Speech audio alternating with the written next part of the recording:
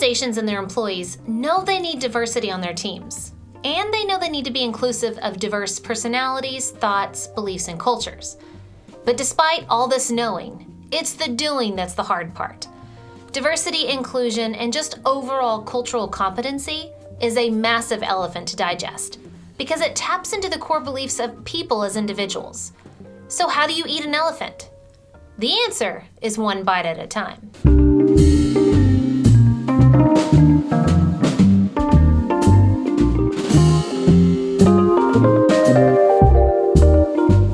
This is the Leadership on the Rocks podcast, where we equip and empower leaders like you to thrive in and create harmony between your professional and personal lives. I'm your host, Bethany Reese, and in today's episode, we're going to take the first bite of that diversity, inclusion, and cultural competency elephant by talking about the foundational core of it, diversity of thought, and why having varying perspectives is important to the overall success of organizations, including the greatest organizational institution of all, marriage. Paula Abdul and science has it right when it comes to romantic relationships. Opposites attract. Science is proving that the theory of opposites attract is not only true with magnets, but it's typically true with dating and marriage relationships as well. And my husband and I are no exception. He is super analytical and organized, and I'm more of a free spirit with a ton of ideas that I struggle to express in a succinct manner.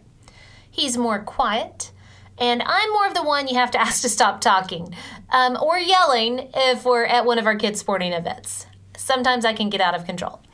He tends to say no, and I tend to say yes. And not only that, but physically we're different. He's 6'2" and thin, and I'm 5'5", and well, we'll just say big boned. So yes, opposites attract, except for the fact that they usually don't when it comes to the workplace and with teams.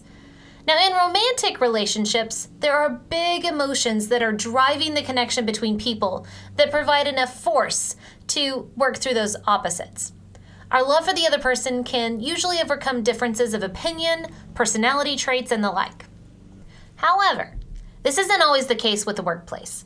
When it comes to our work colleagues, we tend to have little patience or desire to overcome differences. And while we're mostly willing to work through differences and conflict with a loved one, we don't naturally bring that same attitude of cohesiveness to the workplace. We want to avoid conflict with the team, and thus we tend to want to hire and work with people that are just like us. We tend to avoid and even badmouth those that don't align with our way of thinking and working. So if there is a natural desire to avoid differences at work that can spark conflict, how does this behavior affect companies whose goals include diversity and inclusion? Just to make sure we all have an understanding of the concept of diversity and inclusion, let me define the different yet entwined definitions of both. Diversity in the workplace is about representation of varying personalities, beliefs, ethnicities, and cultures. Inclusion is about integration. Inclusion in the workplace means that all of those diverse personalities, beliefs, ethnicities, and cultures represented are of equal importance and value in the organization. Diversity and inclusion are popular goals and strategies being talked about in various organizations. And we all use the words like we know what all it encompasses. But I don't think people in general truly understand the concepts, nor how to live them out. So I think what we have here is a classic case of having a knowing-doing gap. Organizations and their employees know they need diversity on their teams, and they know they need to be inclusive of diverse personalities, thoughts, beliefs, and cultures. But despite all this knowing, it's the doing that's the hard part. Diversity, inclusion, and just overall cultural competency is a massive elephant to digest because it taps into the core beliefs of people as individuals. So how do you eat an elephant? The answer is one bite at a time. Today, we're going to take that first bite of that diversity, inclusion, and cultural competency elephant by talking about the foundational core of it, diversity of thought, and why having varying perspectives is important. And remember, this is just a starter conversation to prime the pump of our thinking when it comes to overall need for diversity, inclusion, and cultural competency. This is definitely not the full conversation. So today, we're going to talk about diversity of thought and why its representation and inclusion into the team is important to the overall success of organizations, including the greatest of all organizational institutions, marriage. You hear me talk all the time about Simon Sinek's concept and book Start With Why. As he says over and over in his published media, people don't buy what you do, they buy why you do it. And Sinek isn't just talking about customers or clients, but employees too. If leaders fail to communicate the why, it creates stress and doubt. And as he says in his book, if the leader of the organization can't clearly articulate why the organization exists in terms beyond its products or services, then how does he expect the employees to know why they come to work? But when people understand the why behind what they do, they not only buy into it, but they become loyal to it. And what organization doesn't want loyalty from their employees and their customers? So why? Why do we need diversity of thought within our organization and teams anyway? Why is the topic of diversity trending? Well, great question, guys. I'm so glad you asked it. Because my friend Simon says, I'm sorry, I can't help myself. As Simon Sinek says, knowing the why behind the what creates and maintains innovation and success. And that, my friends, every company wants. So why does diversity of thought within an organization or team matter? So leaders, let's get to the heart of why you should be intentional in seeking out diversity of thought within your organization and teams.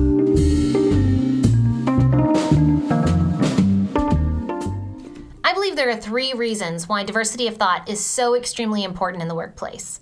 First, the nature of our work has changed over the millennia, centuries, and now decades. Second, you need diversity of thought for true creative problem solving and innovation to happen. And third, how a company promotes or represses diversity of thought reveals the health of its culture. Let's talk about reason number 1. The nature of our work is way different than it used to be. The world in which we work is no longer about agriculture or industrialization. Our work today is focused on innovation, personal connection, and a global market. Now let me explain. Let me explain how innovation, personal connection, and a global market tie into just about everybody's job everywhere. All right, our work about innovation is all about novelty and newness. That's what we want. We live in a time of abundance, and now we want shiny new things to experience. We no longer have scarcity, we have abundance. And with abundance, we want new things. But innovation these days is not just about taking something and engineering it in a creative way. Nowadays, it's about designing it with beauty and showcasing its solution with empathy and a story that will capture the heart of the global market in which it is now promoted and sold. So from baristas making beautiful artwork out of cups of coffee to high-tech vehicles for life and luxury, we are all working to promote innovation and personal connection to tap into that global market. The second reason why diversity of thought is important in the workplace is in order to have innovation, you need to solve problems creatively. As Daniel Pink reminds us in his book, A Whole New Mind, we don't work in a left brain only society anymore. We need a right brain workforce to help us solve problems creatively. In other words, and yes, you're hearing it straight from an educator, those left brain SAT scores don't mean as much as having the skills to create something that will connect with people and go viral. So hello to the rise of the internet influencers on YouTube, TikTok, and Instagram. Now, the third reason why diversity of thought is important in the workplace is you need to grow a strong company culture. Because as we all know well here at the Leadership on the Rocks community, culture always eats strategy. And nothing tells more about the health of a company's culture than how it promotes and represses diversity of thought within its workforce. So no matter the job, people want to be seen and heard, despite their differences. If differing people feel valued, you are well on your way to developing a strong company culture.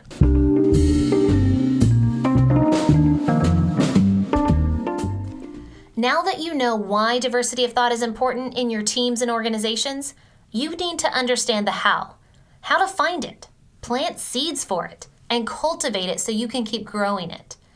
So how does one foster diversity of thought? Well, let's go back to the founding principle of almost all faiths and cultures, the golden rule. Treat others how you want to be treated. And if I'm guessing right, you want to be treated with respect and you want to feel included and valued. Second, It's just common sense that everybody can't be doing the same thing. Therefore, everybody can't have the same thoughts or skill sets. The Bible speaks so clearly in 1 Corinthians chapter 12, verses 14 through 26, about the need for unity within an organization, but the need for diversity of people within the organization as well. And it uses the analogy of a body for the organization. Now, in this case in the Bible, it's talking about church organization, but we can totally apply it to our work organizations. So let me read just a little bit. 1 Corinthians chapter 12, I'm going to start with verse 14. Even so, the body is not made up of one part, but of many. Moving to verse 17. If the whole body were an eye, where would the sense of hearing be? If the whole body were an ear, where would the sense of smell be? But in fact, God has placed the parts of the body, every one of them, just as He wanted them to be. If they were all one part, where would the body be? As it is, there are many parts, but one body. The eye can't say to the hand, I don't need you.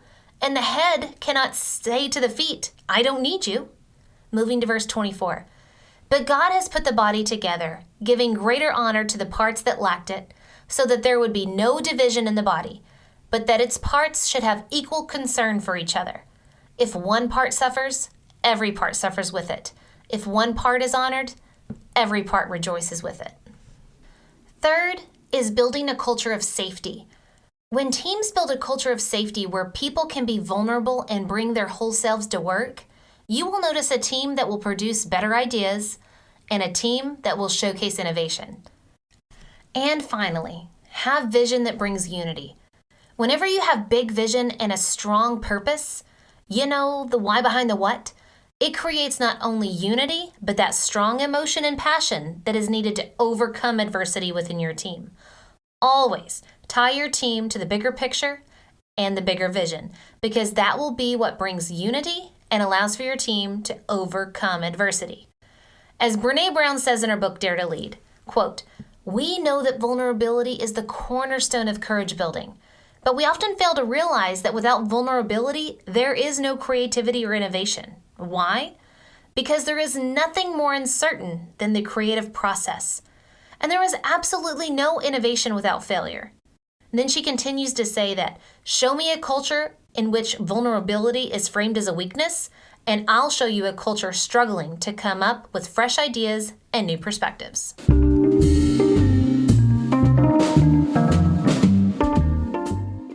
So what does cultivating a culture that values diversity of thought look like? It looks like being intentional in seeking out varying perspectives to share their thoughts on how to get where we want to go and how to bring others along with us on that journey. Now, you know, here at the Leadership on the Rocks community, we are all about thriving, not only in our professional lives, but in our personal lives as well. So I want to share a professional and personal example of what valuing diversity of thought looks like. First, let's start with the marriage relationship. Remember how I started this podcast talking about how my husband and I are opposites in personalities? Well, we are also opposite in how we think about things. In unhealthy relationships, having opposing points of view or perspectives might cause conflict. But in healthy relationships and teams that value diversity, it creates a better vision of where you are and how to get where you want to go. So, again, what does cultivating diversity of thought look like in a marriage this time? First, let me tell you what it does not look like. It does not look like ignoring or belittling the thoughts, ideas, or opinions of your spouse. It does not look like trying to control or change your spouse to become more like you. Now, it does look like respecting who your spouse is as an individual. And it does look like not only asking for, but appreciating and respecting your spouse's point of view, because you know it helps you see what you cannot see. Let me explain with a story about a walk through the woods with my husband, Jason.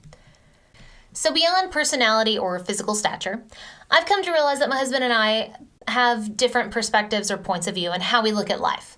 And it's the recognition of and appreciation for our differences that helps us have a great marriage. So a few months ago, Jason and I are taking a long walk through our wooded neighborhood park. Now, please realize I am 9 inches shorter than him, so I am constantly trying to keep up with his stride. So during our walk, I'm head down, focused on keeping up, when he began to gently nudge me to the edge of the sidewalk. My reaction was less than graceful when I responded, "Hey, why are you cutting me off?"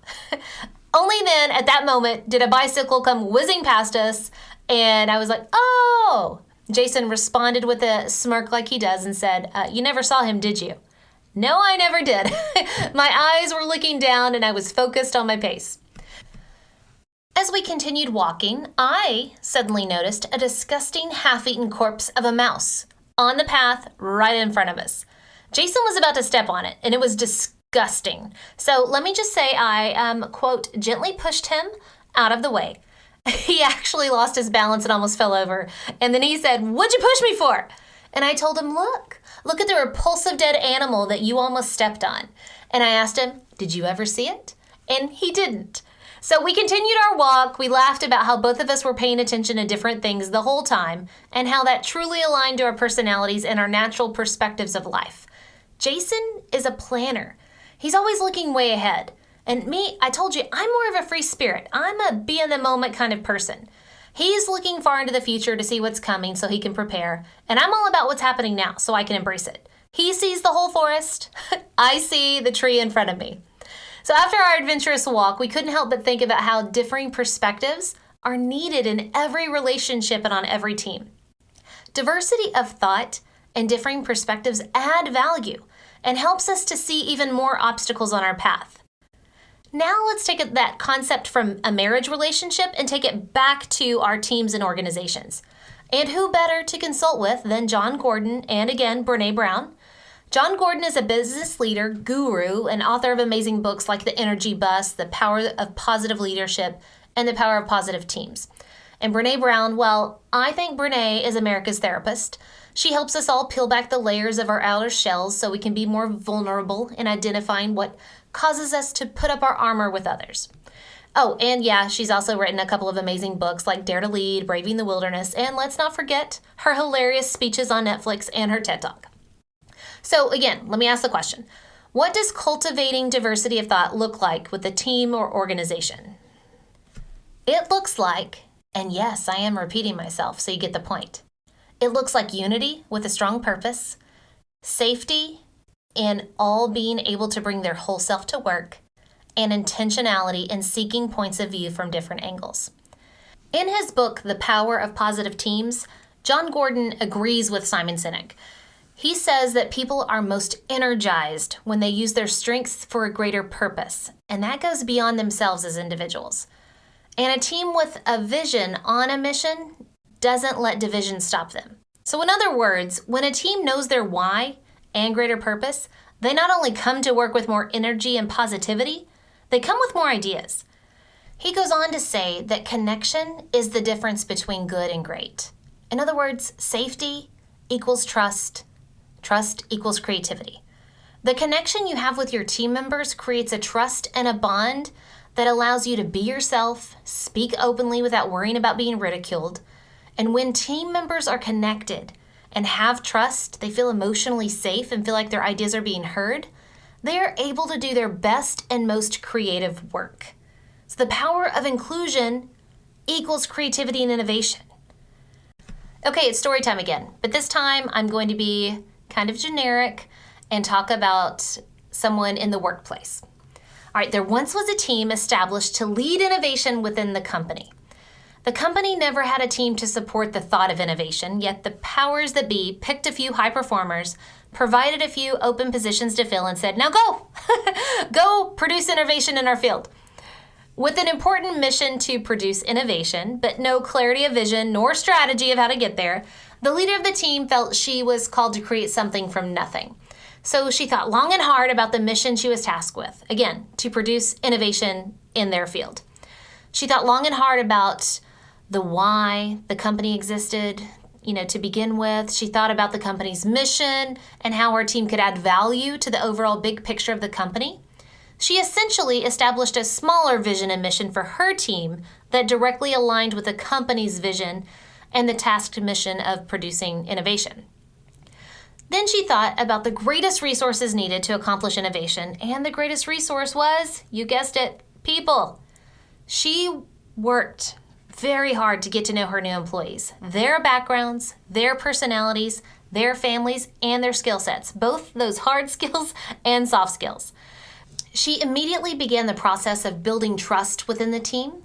She went first, being vulnerable, sharing strengths and weaknesses of her personality and skill sets, sharing stories about her family and upbringing, sharing her conviction of the purpose and leadership and how her number one job was to support each individual team member so they could accomplish their mission and their own professional goals. She is the first to give praise to others and the last to seek it. As with all new teams, anxiety runs high with team members not knowing the what or the how of the new mission. But being a good leader with high emotional intelligence, she knew their anxiety would be high. So through branding, visuals, taglines, and training, she produced clarity in the why, how, and what of the team. As she shared, her team members opened up and shared. As trust was solidified, collaboration and dialogue grew. Her effective meetings always respected her employees' time, worked to build trust and collaboration, and provided clarity in how their innovative work was tied to the bigger picture. In her meetings, team members freely shared their successes and their current obstacles and failures within their work. Support was given, and ideas for solutions were discussed. When it came to filling the empty positions, she analyzed her team's strengths and weaknesses. She looked at their personality types, hard and soft skill sets, and their backgrounds. While her research revealed gaps, it also developed the profile of the candidates her team needed to hire to supplement where her current team lacked. Now, without revealing her research, she asked her team members where the weaknesses and diversity of thought and skill sets were, and guess what? Her team members' answers aligned with her research. So she set out with clarity of what a diverse candidate that she needed to hire was in order to complete her team of innovation. Because of her intentionality with providing clarity of the vision and mission, tying their work to a higher purpose, building safety and trust within how the team connects and collaborates, and analyzing gaps in diversity of thought and skill sets, she built an amazing innovative team that is blazing trails left and right in their industry. Her team is not only on the right path in accomplishing their mission, but they are enjoying the journey and flourishing as professionals.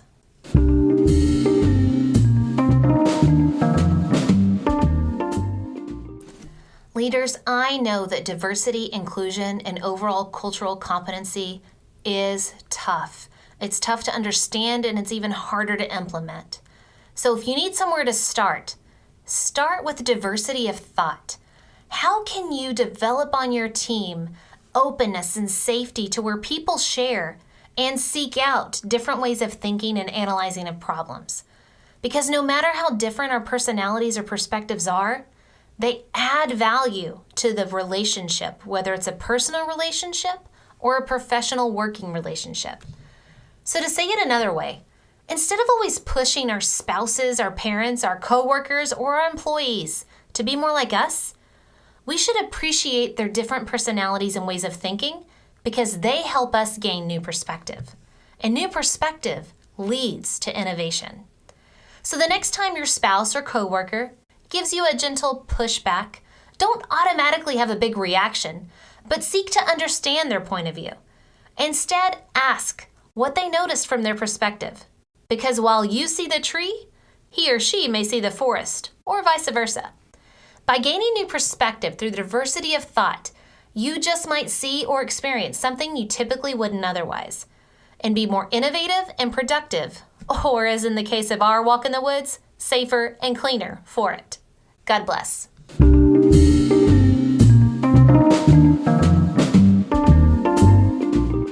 Hey, it's Bethany again. If you're enjoying the Leadership on the Rocks podcast, be sure to subscribe so you don't miss a single episode. Also, if you feel like this podcast is helpful, will you do me a favor and share it with your friends, family, coworkers, or anybody else who's trying to grow in leadership, but also wants to have that harmony between work and home? Thanks, and I'll see you next week. Remember, the most important rock you can build your life and leadership on is the rock of Jesus Christ. Today's Bible verse comes from 1 Corinthians chapter 12, verses 17 through 20. If the whole body were an eye, where would the sense of hearing be? If the whole body were an ear, where would the sense of smell be? But in fact, God has placed the parts of the body, every one of them, just as He wanted them to be. If they were all one part, where would the body be? As it is, there are many parts, but one body.